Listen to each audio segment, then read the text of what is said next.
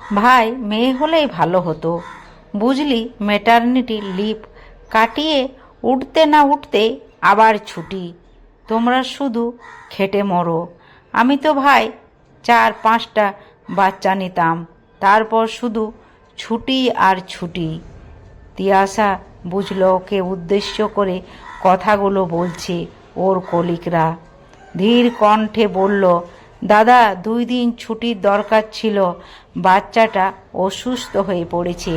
Manager sir বলেছেন আপনাদের জানাতে। ছুটি যখন নেবেন জানিয়ে কি হবে আর? আমরা তো আর বলতে পারি না আসতেই হবে তোমায়। চুপচাপ বেরিয়ে এলো তিয়াসা।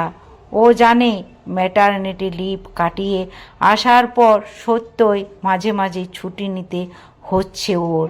মেয়েটার ঠান্ডা লাগার ধাত, তার উপরে প্রিমেচিওর বেবি। বাচ্চার চিন্তায় ঠিকমতো কনসেন্ট্রেশন করতে পারছে না কাজে। ইনচার্জের থেকে ঝাড় খাচ্ছে রোজ। আজ তো ম্যানেজার বলেই দিলেন তোমার কাজের দক্ষতা পুরোপুরি শেষ তিয়াসা।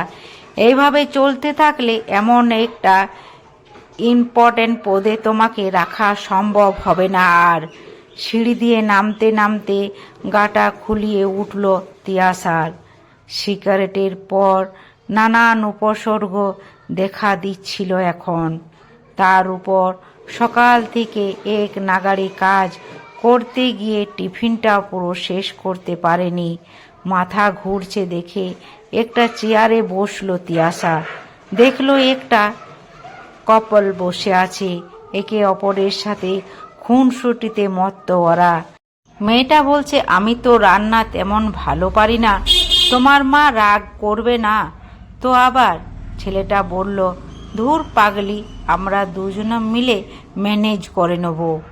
তিয়াসা সবটা শুনে মনে মনে বলল, বিয়ের আগে আমিও এমনটা শুনেছিলাম, বিয়ের পর সব বদলে যায় বোন। তারপর চলো অটো স্ট্যান্ডের দিকে। অটোতে উঠে ভাবতে থাকলো আজ রাতে রান্না কি করবে ও। অটো থেকে নেমে বাজার সারল তিয়াসা। রিক্সাওয়ালা বলল, দিদি কোথায় যাবেন?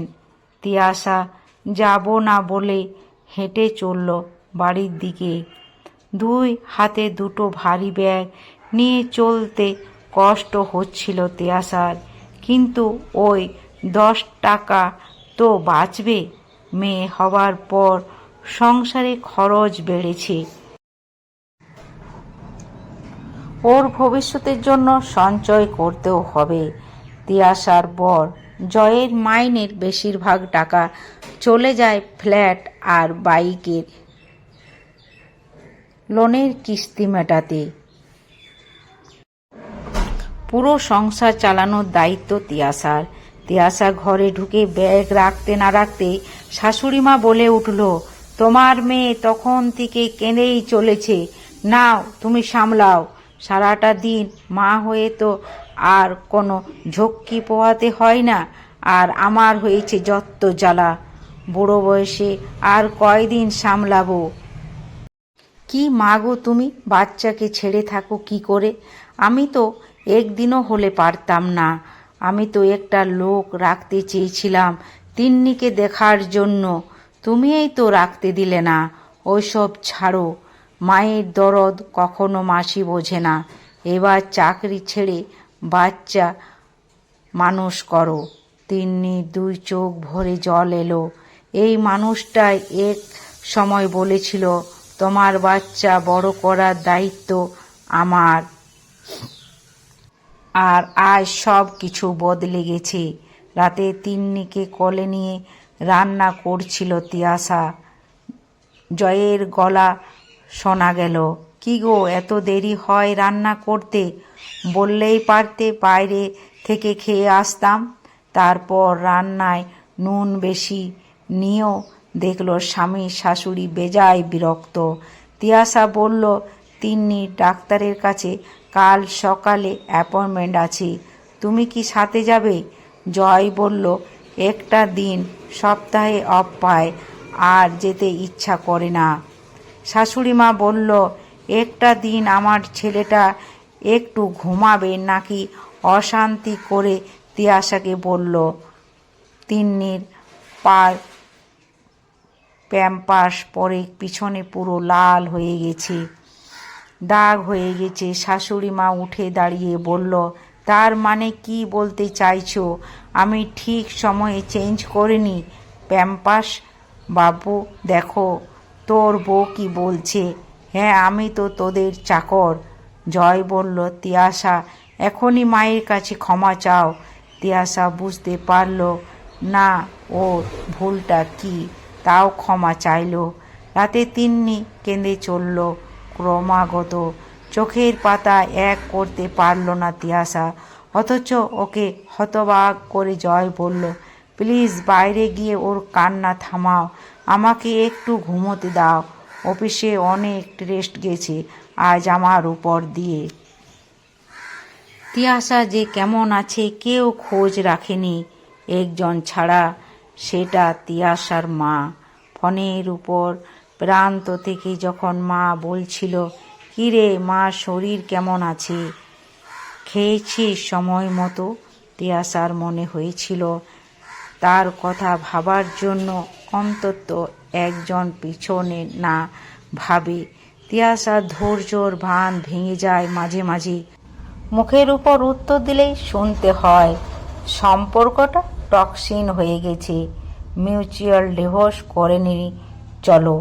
অথচ এই জয় ওকে একদিন একটা সুন্দর সংসার গড়ার স্বপ্ন দেখিয়েছিল। একটা ছোট্ট বাচ্চা পরিবার পাবে না, বাবা ভালোবাসা থেকে বঞ্চিত হবে, তা কখনোই চায় না তিয়াশা। তাই কিছুটা মেনে আর মানিয়ে নিয়ে কেটে যায় দিন। তখন তিন্নির বয়স 8। হঠাৎ রাগের মাথায় রেজিগনেশন দিন বেরিয়ে এলো জয় অফিস থেকে। একদিকে অসুস্থ শাশুড়ি, মেয়ের ভালো স্কুলে পড়ানোর খরচ, গোটা সংসারের খরচা পুরো চালিয়ে যাচ্ছে তিয়াশা।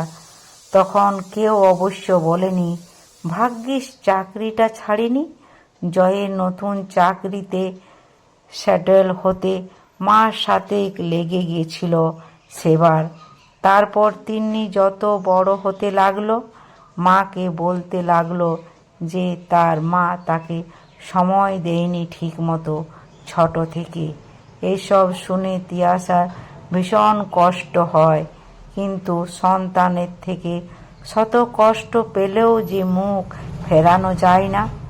স্কুল ফিস, টিউশন ফিস, অন্যের অ্যাক্টিভিটি শেখানোর জন্য যে মাসে মাসে টাকা গুনতে হয়, সেই টাকাগুলো যে মা সময়ের পরিবর্তে রোজগার করে এনেছে তা তিন্নি বোঝেনি। তিয়াশা বোঝাতেও চায়নি, জানতো উত্তর আসবে, সবার বাবা মাই করে, তুমি এক্সট্রা কিছুই করনি। যত বয়স বেড়েছে জয় আঁকড়ে ধরতে চেয়েছে তিয়াশাকে, বুঝিয়েছে পাশে থাকার জন্য, ওর সাথে সব সময় ওর সহধর্মিণী থাকবে। অনেকগুলো বছর কেটে গেছে, তিয়াশার বয়স বেড়েছে, জয় অসুস্থ থাকে প্রায়। তিন্নিকে বিয়ে দিয়েছে ওর পছন্দ ছেলের সাথে। এখন যখন তিয়াশা ব্যস্ত, তিন্নিকে ফোন করে জিজ্ঞেস করে, কি খেয়েছিস মা? তিন্নি আফসোস করে বলে, এই সংসারে এত কিছু করেও কোনো দাম নেই, বুঝলে মা। তিয়াশা বলে, আমি মেনে নিয়েছি বলে তোকেও মানাতে হবে, এমনটা আমি কখনো শেখাইনি তোকে। সহ্যের বাঁধ ভেঙে গেলে দাদু ভাইকে নিয়ে আমার বাড়িতে আমার কাছে চলে আসবি। তুই স্বাবলম্বী, তোর ঠিক ভুল বিচার করার দায়িত্ব তোর। তবে তোর বাবার বাড়ির দরজা তোর জন্য সব সময় খোলা। আমি জানি সব ওয়ার্কিং মেয়েদের অবস্থা এরকমই নয়, অনেকে ফ্যামিলি প্রচণ্ড সাপোর্ট করে স্ত্রী বা বৌমাকে, সেই ফ্যামিলিগুলো অনেক হ্যাপি ফ্যামিলি।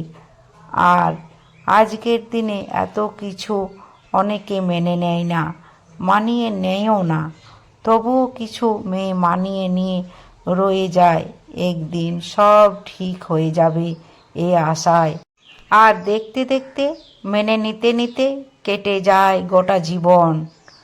আজকের গল্পটা তাদের, যারা সারা জীবন সংসারের জন্য সর্বস্ব দিয়েও কদর পায়নি মোটেই, যাদের স্ট্রাগলগুলোকে মনে রাখেনি কেউ।